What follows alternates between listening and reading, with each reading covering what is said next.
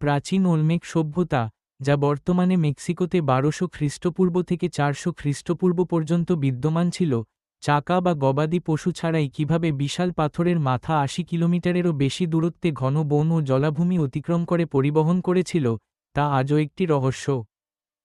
লি ভেন্টা monument এক, Olmec সভ্যতার অন্যতম বিশাল মাথা, প্রাচীন প্রকৌশলের এক বিস্ময়কর উদাহরণ। এই বিশাল মাথাটি 9 ফুট 4 ইঞ্চি উচ্চতার এবং কয়েক টন ওজনের।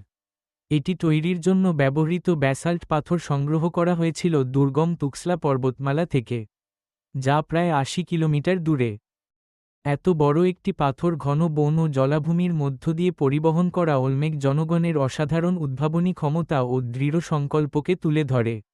প্রতিটি মাথা, যা আলাদা ধরনের হেডড্রেস দিয়ে সজ্জিত, সম্ভবত সম্মানিত শাসকদের প্রতিনিধিত্ব করে। এটি এই প্রাচীন সভ্যতার শক্তি